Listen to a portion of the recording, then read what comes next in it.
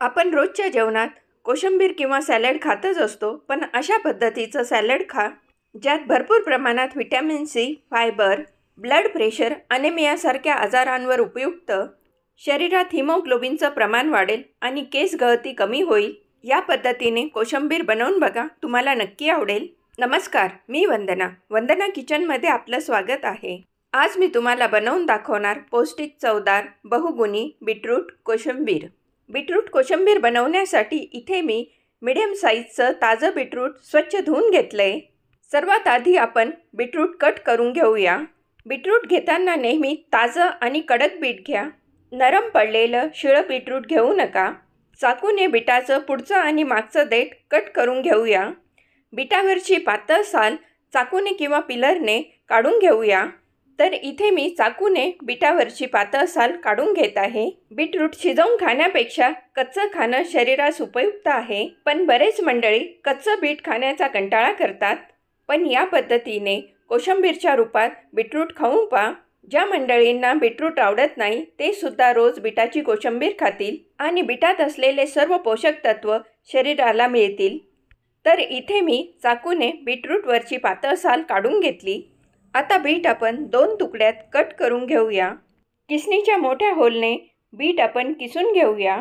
याऐवजी तुम्ही बीटाचे छोटे तुकडे करून घेतले तरी चालतील, किंवा या पद्धतीने किसणीच्या मोठ्या होलने बीट किसून घ्या. तर इथे मी बीटाचे छोटे तुकडे करण्याऐवजी किसणीच्या मोठ्या होलने बीट किसून घेत आहे. बीटाचे तुकडे करायला तुम्हाला 3 ते 4 मिनटं लागतील, पण या पद्धतीने जर तुम्ही किसणीने किसून घेतलं तर 2 मिनिटात बीट किसून तयार होईल. तुम्ही बघू शकता इथे मी 2 मिनिटात बीट किसून तयार करून घेतले. कोशिंबीर बनवण्यासाठी बीट किसून तयार झाले. कोशिंबीर बनवताना मोठ्या बाउलचा वापर करा. तर इथे मी एका मोठ्या बाउलमध्ये किसलेलं बीट घेतलंय.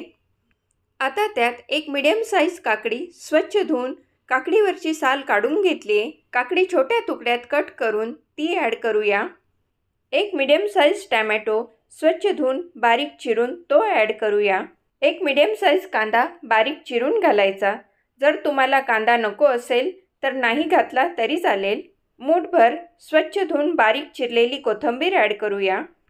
अर्धा वाटी घरी बनवलेलं कमी आंबट असलेलं दही ॲड करूया. तुम्ही बाजारातलं दही ॲड केलं तरी चालेल.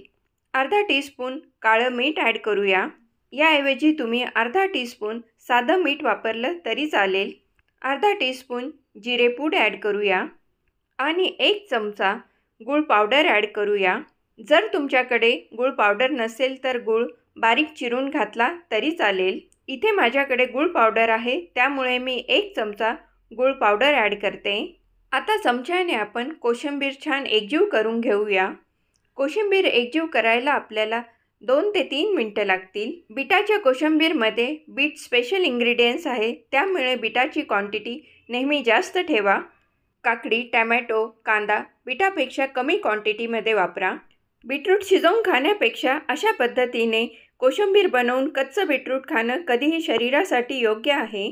बीटरूट कच्चं खाल्ल्याने बीटात असलेले सर्व पोषक तत्व आपल्या शरीराला मिळतील, त्यामुळे कोशिंबीरच्या रूपात बीटरूट नेहमी खा. तुम्ही बघू शकता कोशिंबीरला छान असा गुलाबी रंग आला आहे. तर इथे मी 2 मिनिटापर्यंत बीटाची कोशिंबीर छान एकजीव करून घेतली. जर तुम्हाला कोशिंबीर थंड आवडत असेल तर 15 मिनिटासाठी फ्रीजमध्ये ठेवा. 5 मिनिटात तयार होणारी विटॅमिन्स, मिनरल्स, फायबर्सने भरपूर, हिमोग्लोबिन वाढवणारी बीटाची कोशिंबीर तुम्ही सकाळचा डबा, दुपारच्या किंवा रात्रीच्या जेवणासाठी बनवू शकता. बीटाच्या कोशिंबीरची रेसिपी तुम्ही नक्की ट्राय करा.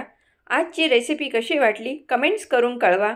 वंदनाज किचनला लाईक, शेअर आणि सबस्क्राईब करायला विसरू नका. धन्यवाद.